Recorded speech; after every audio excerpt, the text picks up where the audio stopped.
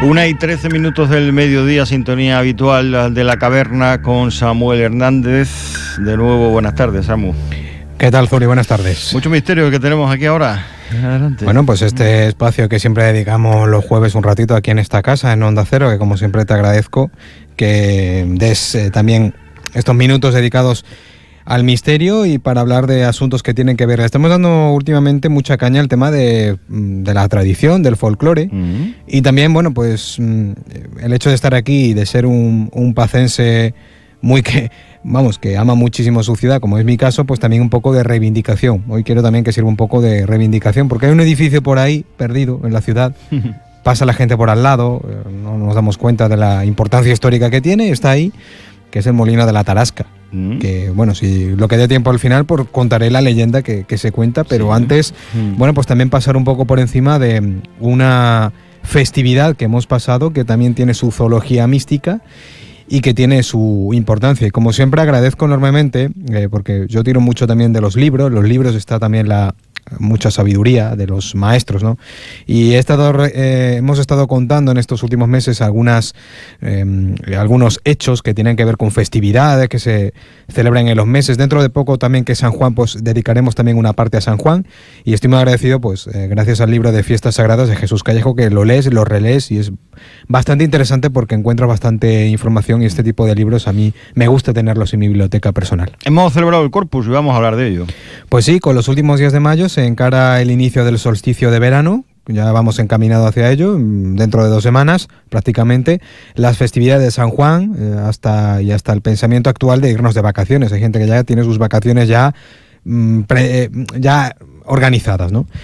Por eso es importante celebrar una de las fiestas más importantes, ojo, del calendario romano. Es el Corpus Domini o Corpus Christi. Pero hay gente que suele sonar ahí, ¿eso qué es? ¿Qué me estás contando, no? Si yo no me he enterado, yo he trabajado ese día. Bueno, pues ahora vamos a contar por qué está considerada fiesta importante. Adelante. Bueno, pues es una fiesta con bastante arraigo en algunos lugares de Extremadura. Por ejemplo, San Vicente de Alcántara. Sí. Para la fiesta del Corpus en San Vicente ha sido una fiesta que yo no sé realmente cómo la organizan, pero si alguien nos escucha desde allí, pues seguramente sabrá muy bien que la fiesta del Corpus, esta conmemoración que al final, como su nombre indica, conmemora el cuerpo de Cristo. Dicho de otro modo, es la última cena de Jesús con los apóstoles, cuando convertía ese pan y el vino en su cuerpo y en su sangre, y que tras hacerlo y dárselo a sus discípulos es cuando pronunciaba aquella frase: haced esto en memoria mía.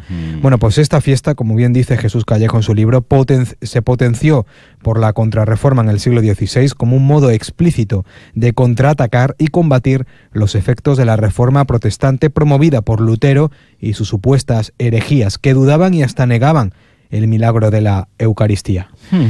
Así que hablamos de una de las fiestas más populares de la cristiandad, ya que el Corpus Domini conmemora ese milagro de la Eucaristía. Lo hemos pasado ya, pero aún llevamos pocos días en el que se ha celebrado.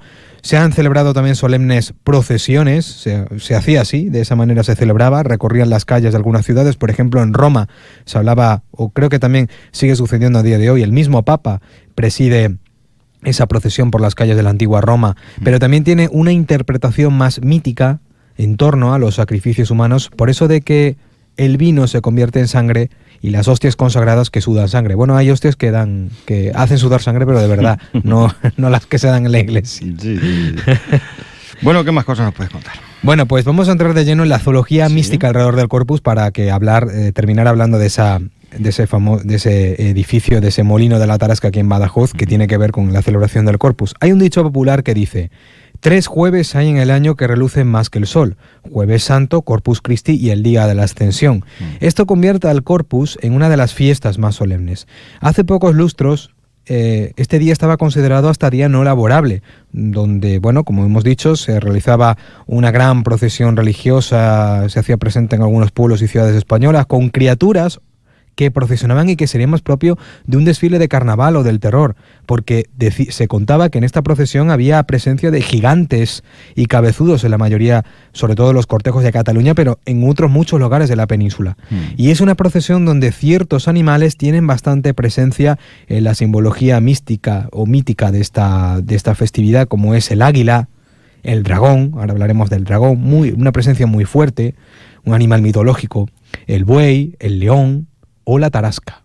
que es un compendio de estos animales. A veces tiene alas, tiene cuerpo de león, tiene cabeza de dragón, en fin, ya sabemos, tiene un nombre ahora que no me acuerdo ahora exactamente, pero bueno, dentro de los antiguos bestiarios recogen la historia de esa tarasca unida al mito del Corpus Christi como esa representación monstruosa, oscura o demoníaca que tiene que ser vencida por una deidad, por un ángel o un emisario de la luz.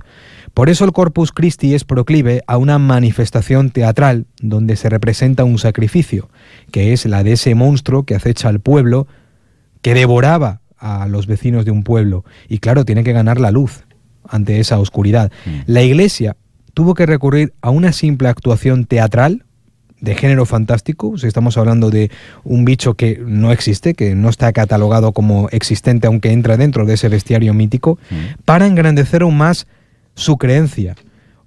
Y esto es curioso, el teatro para la Iglesia siempre ha tenido un sentido religioso pagano, pero en la antigua Roma estaba considerado como algo más pagano que otra cosa porque se mostraba una cantidad de desenfrenos que a los creyentes no le hacían mucha gracia. Pero como dice Callejo en su libro, al final tuvieron que rendirse a los efectos favorables que tenía el teatro como transmisor de ciertas verdades y misterios cristianos, como es la muerte y resurrección de Cristo en Pascua, el nacimiento de Jesús en Navidad y las procesiones donde había una lucha entre el bien y las fuerzas del mal, que en este caso sería la representación del Corpus Christi. Vamos a conocer esa relación entre las festividades paganas y religiosas. Pues bien, nos dice Callejo en su entretenido libro de fiestas sagradas, yo tengo aquí el de la editorial Edaf del año 99, que al llegar el cristianismo al mundo mediterráneo, las festividades paganas de primavera fueron poco a poco asimiladas a las fiestas religiosas del Corpus, de tal manera que en España y el resto de Europa, en la época medieval y posterior, solían aparecer con frecuencia pantomimas de dragones en las procesiones del Corpus, de las cuales quedan ya muy pocos vestigios en las fiestas actuales, pues de manera inexplicable fueron desapareciendo paulatinamente. De hecho, el pasado 23 de abril se conmemoraba una vieja leyenda de un guerrero, San Jorge, matando un dragón. Pues se celebraban en primavera estas festividades que tienen con presencia draconiana, coincidiendo con las del Corpus. Sí, como Dragón en Cáceres se celebra mucho. Sí, allí hay más arraigo, en Cataluña, ¿no? En Aragón también. Y en otras ocasiones, este dragón del Corpus aparece totalmente desligado de su primitivo carácter ritual, eminentemente de lucha y otras veces agrícola, reduciéndose a una mera presentación lúdica, como ocurre con el dragón del Corpus de Granada o el de Sevilla. La de Toledo llevaba encima una figura femenina conocida popularmente por Ana Bolena o Santa Ana. La de Cádiz en el siglo XVIII era un serpentón. El Corpus de Segovia, por su parte, andaba acompañado de varias tarasquillas y poco a poco se han dejado de representar estas y otras más. La de Palma de Mallorca, Astorga, Tudela, Valencia, Lleida, Cervera, Lisboa, Coimbra y alguna como la de León han desaparecido hace apenas medio siglo. Pero en Badajoz tenemos una tarasca que se escondía en un molino. Pues vamos con ese molino de la tarasca. Bueno, pues el molino de la tarasca es un pequeño caserío rural de origen romano que estuvo prestando servicio hasta el año 1760. No se trataba de un molino de primer orden como hay en otras zonas del río Guadiana en su dirección hasta Portugal, si hacen ese recorrido como yo lo hice una vez en Piragua, pero tiene una leyenda curiosa por ser la morada de una serpiente monstruosa.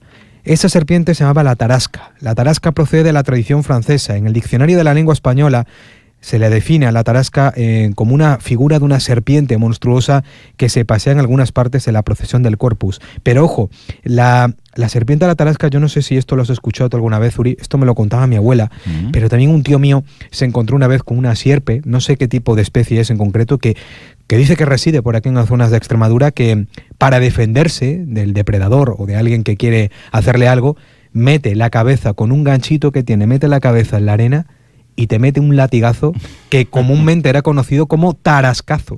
Te metía el tarascazo con el cuerpo. Ojo, un latigazo de una serpiente, imagínate, haciendo el péndulo, tiene que doler, te tiene que dejar un buen negral. Pues esa historia me la contaba mi abuela, que esa tarasca existía por aquí, por los campos extremeños, y le decía, abuela, ¿pero de dónde venía esta tarasca? ¿Dónde viene esta sierpe? Y decía, pues sí, hijo mío, mi abuela no se andaba con medias tintas, y decía, esta sierpe viene del mismísimo infierno. Lo decía, y el infierno está debajo del suelo. Las abuelas, los abuelos son los que mantienen la tradición. Ojo, yo tengo mucho respeto por la gente mayor que cuenta este tipo de historias que a mí me encanta.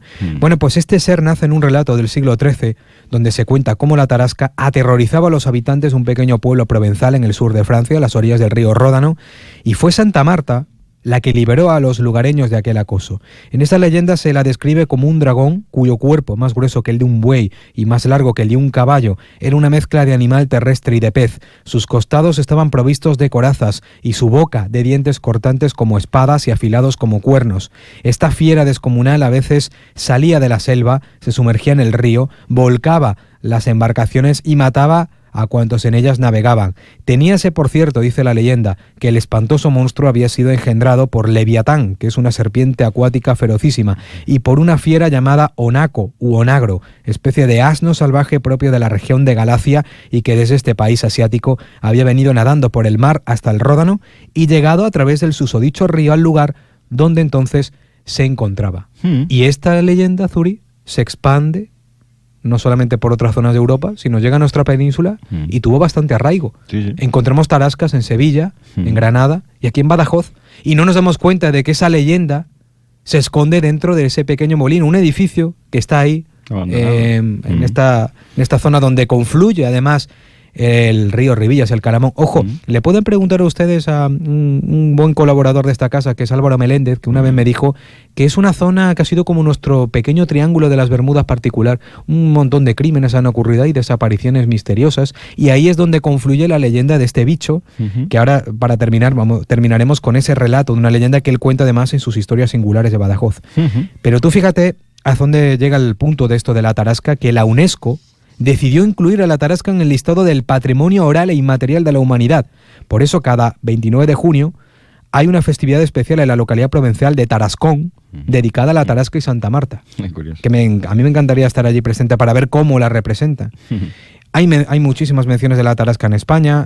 En el año 1530 ya se situaba en Sevilla, y aquí a Badajoz yo creo que llegaría, sí, sobre ese siglo XVI aproximadamente, siempre relacionada con la procesión del Corpus Christi, que como ya hemos hablado, de dónde viene esta celebración. Y ojo, el relato de la leyenda de la tarasca en Badajoz nos cuenta esto que decía: las tarascas son culebras de tierra que al intentar atraparlas usan sus cuerpos a modo de látigo, anclándose con la cabeza, soltando fuertes zurriagazos que por esas tierras llaman tarascazos o tarascadas.